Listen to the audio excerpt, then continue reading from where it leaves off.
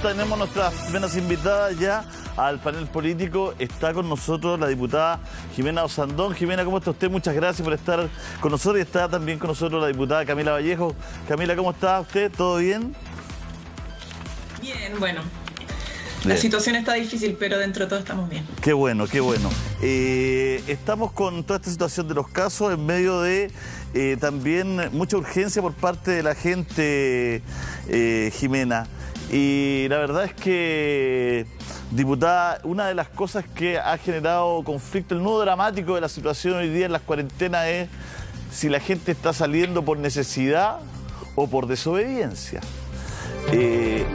Tendemos a pensar los comunicadores, me imagino que la gente de la política, que confiamos en nuestros ciudadanos y creemos que si bien unos pocos son irresponsables, la gran mayoría de las personas salen porque hay mucho trabajo informal, mucha gente que se gana el día a día y hemos descubierto que el sueldo principal de cada uno apenas le alcanza para sobrevivir y casi la mayoría de la gente tiene otras peguitas, pololeo, etcétera, saca de otros lados. En ese sentido es necesario la ayuda para las personas. Se está discutiendo este tercer retiro.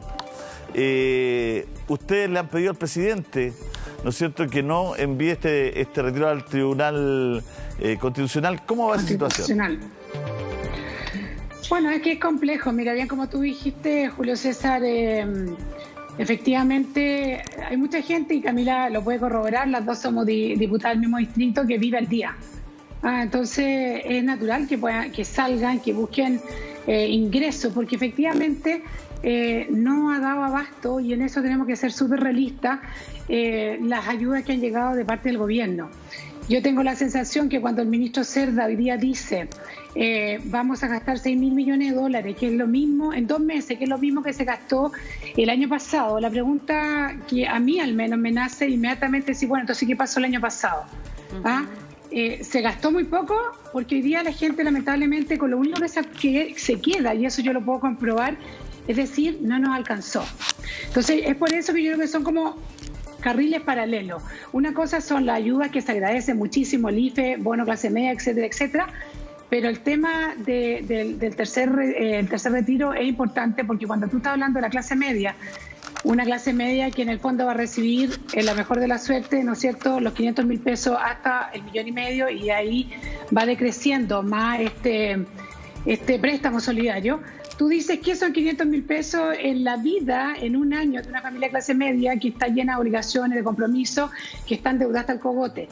Entonces, yo creo que lamentablemente siempre he dicho que esta cuenta la va a pagar alguien en el futuro, porque sacar la plata de la AFP no es gratis, pero hoy día la gente necesita muchas para paliar sus necesidades más urgentes. Y el Banco Central, no sé si ustedes lo vieron, pero sacó un informe que es bastante impresionante, que dice los 24.000 millones que se han retirado hasta enero, el 62% todavía sigue en distintos activos financieros. O sea, la plata no ha desaparecido, no ha sido una catástrofe espantosa, y solo existen 5.000 millones de dólares que no se saben dónde están, si están debajo de los colchones, si han salido al extranjero, pero hoy en día se sabe que la gente normal ha pagado sus deudas, ha ahorrado en distintas cuentas, y la plata no desapareció. Pero el ministro de Hacienda no es partidario en absoluto del tercer retiro. ¿Usted sabe o no, diputada Osandón? Al parecer, para tratar de frenar el tercer retiro, haría otro anuncio de más medidas económicas. ¿Sabe algo de eso, no? No, la verdad, Montserrat, que no tengo información de eso. Ahora me parece como extraño. Ojalá, él dijo en algún minuto que van a venir más, que pueden venir más medidas, y bienvenidas sean. Pero en este minuto sabemos que están trabajando de cabeza para tratar de que las personas en estos días, acuérdense que promulgar la ley pasan 8 o 9 días, donde las personas pueden postular al bono de clase media, hay que preparar las plataformas, ver que esta focalización, que a veces es excesiva, realmente llegue a las personas. Y ahí yo quiero pasar un dato, si me lo permiten. A través de Jimena Osandón Territoriales en Facebook se trabaja todo el día con distintas personas que están con las plataformas, ayudando a las personas del IFE y del bono clase media a postular también, porque es muy complejo. Diputada Vallejo, sí, buenos días. Adelante. Buenos días. Quería responder un poco a la pregunta que hace Julio César. Yo creo que efectivamente si bien siempre hay que hacer un llamado a la responsabilidad individual de las personas, es un tremendo error echarle la culpa a la gente de la situación en la que estamos con la pandemia. O sea, tenemos una cifra que es la más grande de hoy día de casos de contagio. Es perder el foco, porque la cifra además que estamos viendo en materia económica es que cayó en un 40% los ingresos per cápita en Chile en medio de la pandemia. Estamos con una clase media, 2.300.000 personas de clase media que cayeron en la pobreza prácticamente. Y tenemos casi, si no más, 2 millones de cesantes. Entonces hay una realidad concreta, económica, que está impactando a las familias trabajadoras de nuestro país. Y eso es porque justamente todas las ayudas económicas que ha presentado el Ejecutivo, el presidente de la República, y que hemos tenido que, porque no nos ha quedado otra, lamentablemente aprobar en el Congreso, han sido insuficientes.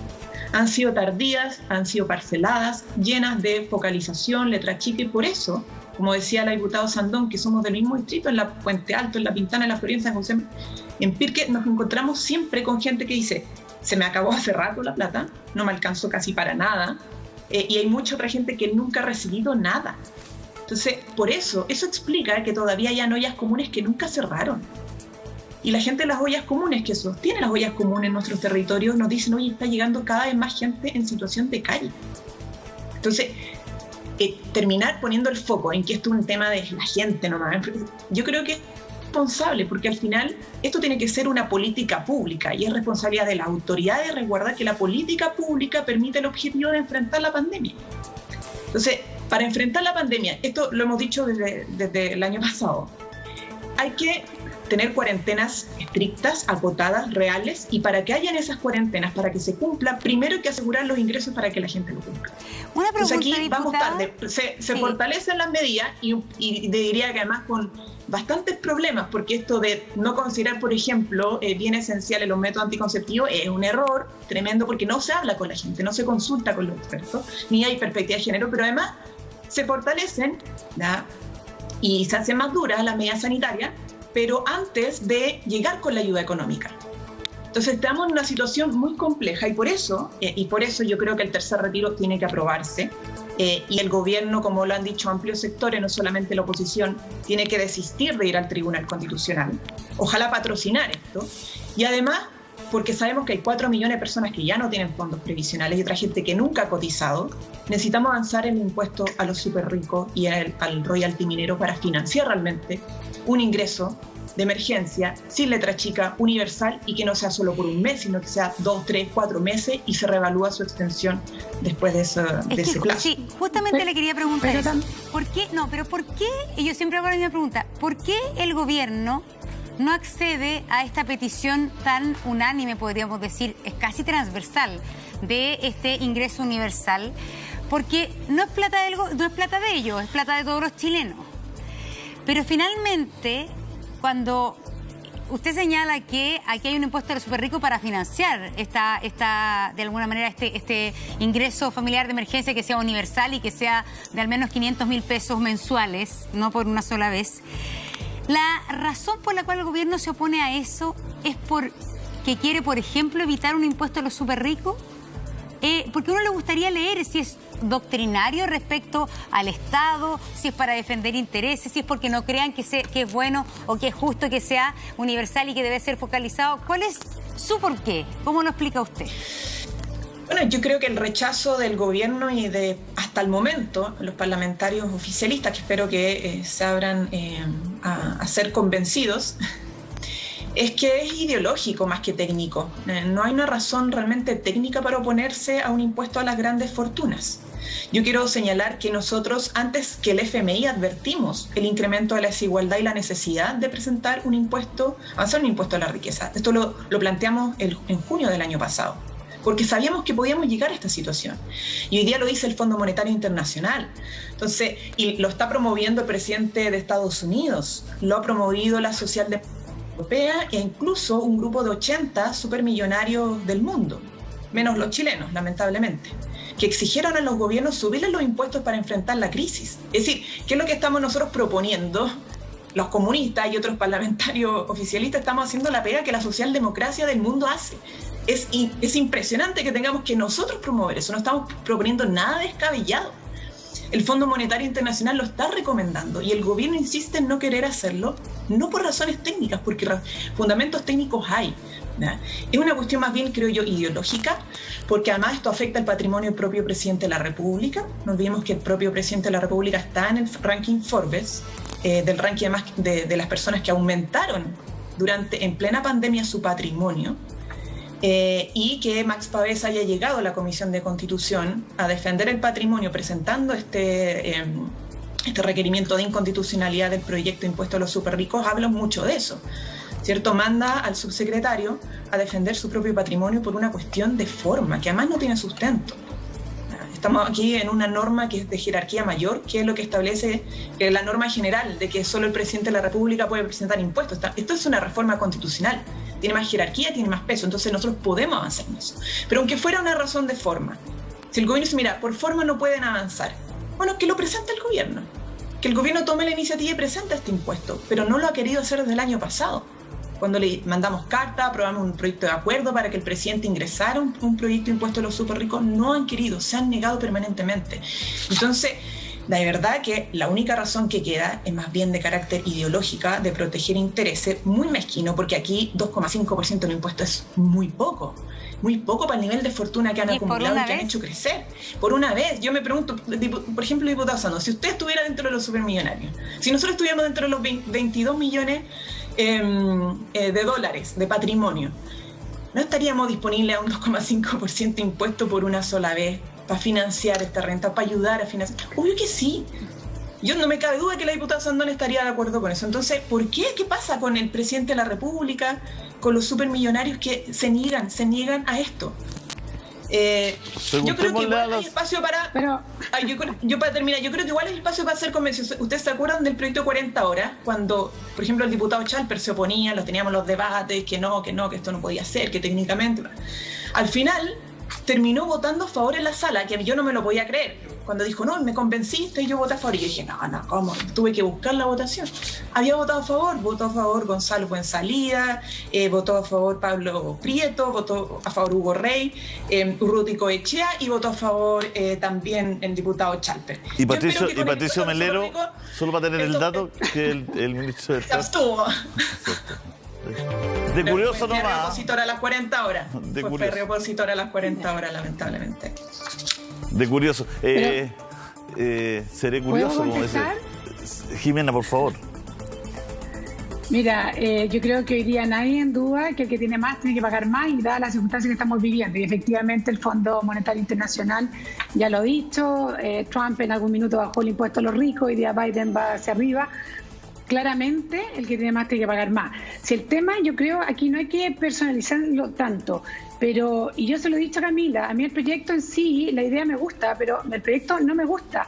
¿Por qué? Y te voy a decir por qué. Y ojalá lo cambiáramos y ojalá venga desde el Ejecutivo.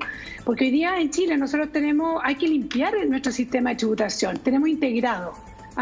Entonces, lo que no se separa la persona, los ingresos de la persona versus lo de la empresa, a diferencia de muchos países de la OCDE que no tienen este sistema integrado. Entonces es muy difícil llegar a saber quién tributa, cómo tributa y qué es lo que tributa, cuál es la fortuna que realmente tú vas a gravar. Por eso que yo pongo en duda que esa plata que dice que se va a recolectar a través de este proyecto sea realmente esa cantidad, porque si nos dedicáramos a ver las ilusiones que existen hoy en día, y si nos hacemos cargo de la gente que elude, vamos a juntar incluso hasta más plata. Entonces yo estoy por el proyecto, creo que los que tienen más tienen que pagar más, pero yo creo que este proyecto hay que mejorarlo y ojalá sea el Ejecutivo que lo mejore, porque dado un sistema integrado es muy difícil saber a qué fortuna tú vas realmente a grabar. Porque además cuando vemos estas cascadas, estas personas que tienen harta plata, saben no la tienen en una cuenta, la tienen diluida en distintas empresas, en distintos bienes, que muchos de esos bienes ya tributan, por ejemplo, la contribución a una casa. Hay muchas cosas. Entonces yo creo que hay que meterle esta misma idea, desarrollarla bien, lo antes posible. De verdad que yo considero que efectivamente, mira, personalmente presenté al gobierno, pero nadie me pescó la posibilidad de hacer un fondo solidario donde las personas, y sobre todo los más ricos, libremente hubieran puesto una buena tucá. era como una Teletón que iba a ser dirigida al Ministerio de Desarrollo Social, iba a ser directo a transferencia a las personas más necesitadas. Nadie me pescó. Esto está bien, es hecho por ley, lo van a hacer mejor, pero efectivamente tenemos que realmente, no puede pasar lo que pasó con la reforma tributaria de Michelle Bachelet, que dijo que iba a recaudar una cantidad de plata increíble y al final no la recaudó. Entonces hagámoslo, pero hagámoslo bien. A mí hay una cosa que me llama la atención. No, pero si logró recaudar ahora. Pero mira, lo que pasa es que los parlamentarios de derecha votaron en contra de legislar. Ajá. Que eso es importante decirlo. No es que dijeron, mira, queremos avanzar en esta materia, en esta idea, pero queremos hacer modificaciones porque no nos parece tan buena la propuesta. No, ellos dijeron, no queremos legislar sobre esto.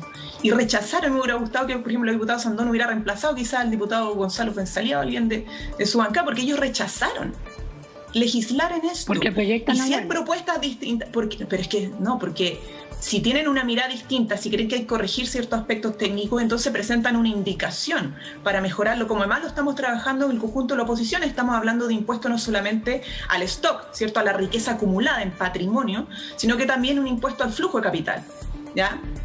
Ahora, a mí me parece un poco contradictorio porque han dicho no podemos hacer un impuesto al patrimonio porque fuga de capitales y las empresas no quieren invertir, bueno, pero saludan más el impuesto a la empresa y eso sí afecta a la inversión. Pero bueno, si vamos a complementar las propuestas, yo creo que mejor porque así logramos recaudar más incluso de lo que originalmente recaudaría esta propuesta. Y no es Solo quiero decir una cosita, Jimena, es que a mí me llama tanto la atención porque siempre se saca a la luz el FMI. Entonces, el gobierno y todo dice, oye, el FMI dice esto, en la proyección de crecimiento del FMI. Entonces, cuando el FMI alaba la economía chilena, esto también es replicado por las autoridades y en este caso, que el FMI recomienda directamente que haya un impuesto a los súper ricos, el gobierno no se ha pronunciado. Entonces solo se saca a la luz las recomendaciones del FMI en ciertas ocasiones y no cuando esto... Bueno, eso siempre pasa. Pero no debiera pasar.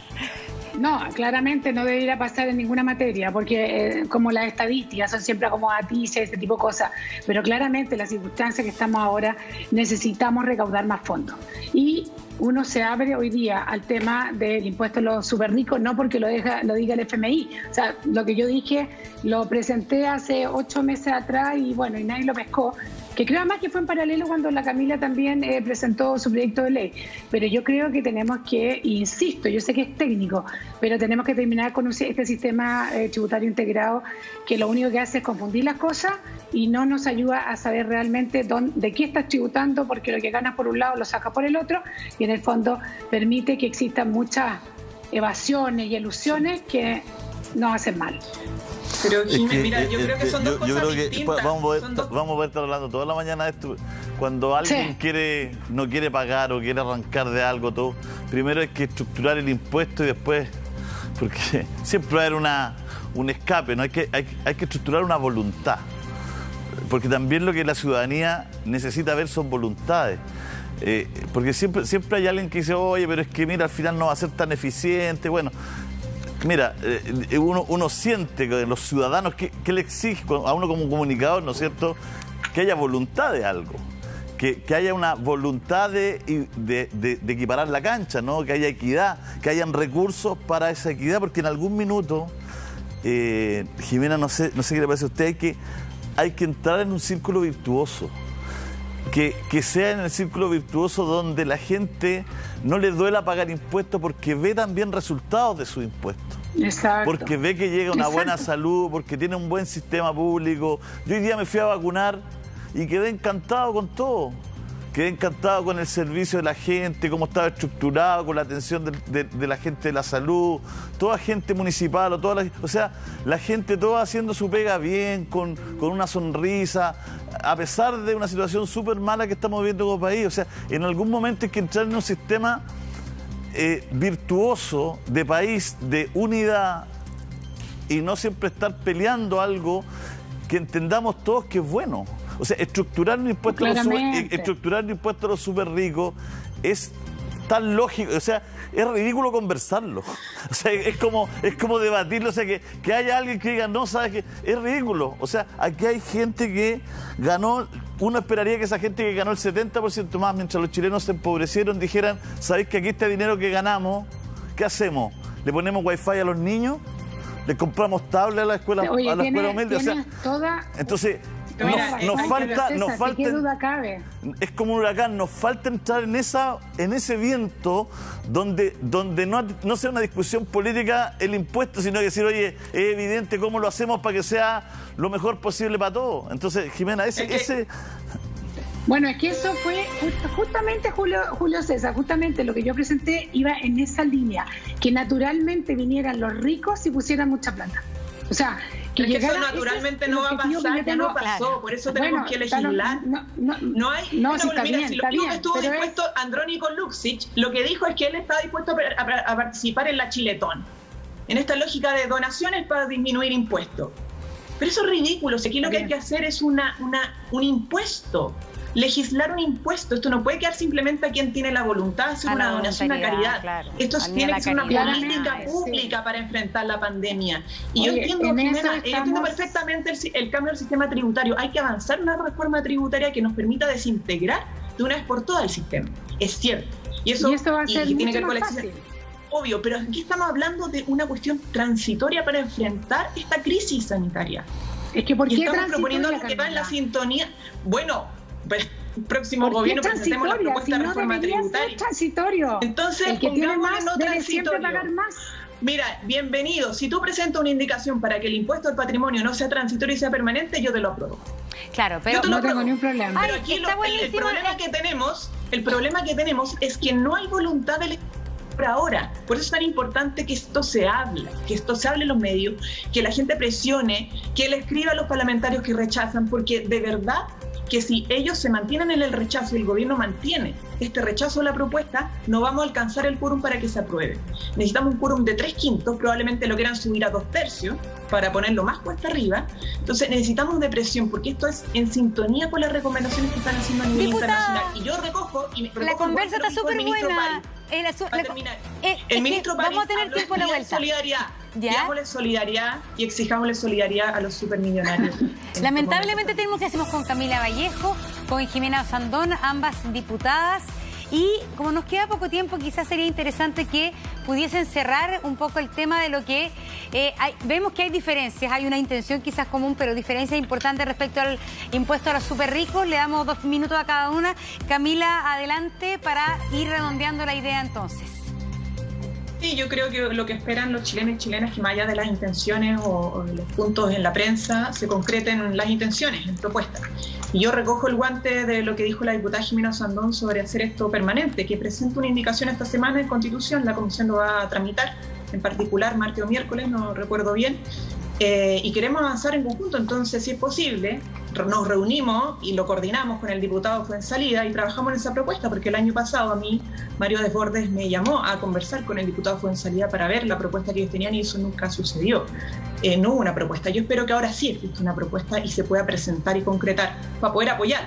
Entonces yo hago esa invitación, aquí mismo se lo digo, nos juntamos hoy día o mañana, de hecho hoy día vamos a tener una reunión con tributaristas y economistas de la oposición para fijar una indicación común y mejorar la propuesta que vamos a votar esta semana. Y quiero decir además que la CONUPIA me pidió, que son las MIPYMES, que lo mostrara porque parece que no tienen mucha visibilidad, que ellos apoyan también el impuesto a los súper ricos, y hay una declaración hoy día, a ver, no sé si se ve ahí. Poca visibilidad también tiene ese papel, parece que es consistente. Bueno, dígalo usted mejor. La CONUPIA es una asociación de pequeñas empresas y ellos apoyan el impuesto a los súper ricos que se tramita hoy día en el Congreso, atendiendo a la realidad económica que vive nuestro país, al crecimiento del patrimonio, 74% de los supermillonarios. Esas cuentas se han sacado, ¿no? No es que los súper ricos, después del 2,5, queden súper pobres pidiendo el IFE, digamos, ¿no? Estamos hablando de una situación que... Es una situación, Jimena, que amerita que se ponga de acuerdo la clase política para ver cómo estructura algo así. Y yo creo que hasta los súper ricos van a estar de acuerdo. O sea... Esperemos, mira, Julio César, se dice que es complejo, pero son al final 1.500 personas. O sea, el IVA se cobra a 17 millones de personas y se cobra todo el tiempo, y dicen que es difícil cobrarle un impuesto de 2,5% por una sola vez a 1.500 personas, que además el Servicio de Impuesto Interno los tiene plenamente identificados, como expuso el mismo... Démosle la palabra a Jimena, está muy locuazo hoy día, Camila. Jimena. Sí, la Camila está muy entusiasmada con el proyecto, y la verdad que yo también le encuentro razón, que en el fondo, y lo dije siempre, que el que tiene más tiene que pagar más. Efectivamente, esos 1.500 personas están identificadas, y yo creo que incluso puede ser mayor, porque las cosas que tenía ese proyecto era que era muy alto el monto, era de la fortuna. Incluso se puede bajar o se tiene que poder ir haciendo escalonado. Yo insisto, Camila, esto debería ser bien pensado, tiene que ser permanente, porque todo el mundo tiene que pagar los impuestos de acuerdo a sus ingresos. Y aquí también un llamado a las personas que no tienen tanto, que tampoco evadan los impuestos, porque cuando yo evado un impuesto nos estamos todos afectando, pero quiero separar los temas. El apoyo mío al impuesto a los súper ricos ha estado siempre, pero creo que tenemos que recorrer un camino bastante más largo, que es limpiar y mejorar nuestro sistema tributario, insisto, para que realmente podamos focalizarnos en dónde se está, quién está tributando, cómo lo está haciendo y qué cantidad está haciendo. ¿Pero el royalty también usted lo apoya, Jimena? ¿El royalty minero? Sí, eso, mira, ese proyecto yo no lo leí en profundidad, pero a mí me parece, bueno, ahí hay distintas, yo tengo asesores, por eso quiero ser súper sincera, Julio César, de derecha y de izquierda, porque solo así llego a una buena complementación. En principio me parece que sí, hoy día hay una ganancia variable de acuerdo... Les pago a todos exactamente lo mismo, soy súper pareja. Oye, pero espérame, pero lo que tenemos que pensar también es que existe hoy día una ganancia variable también de acuerdo al precio del cobre. Entonces son las cosas que tenemos que... Y es por eso que el ministro Cerda dijo que dijo en este periodo que no nos íbamos a endeudar, porque parte de estos 6.000 millones se vienen de la ganancia que hemos tenido por el alto precio del cobre en el último tiempo. Le agradecemos a las dos. Bonito cerrar la semana con dos panelistas. Por favor, diputado Sandón, entonces. Gracias. Gracias al estudio. Oye, gracias. Se nos fue de las manos, ¿ah? Sí, muchas gracias.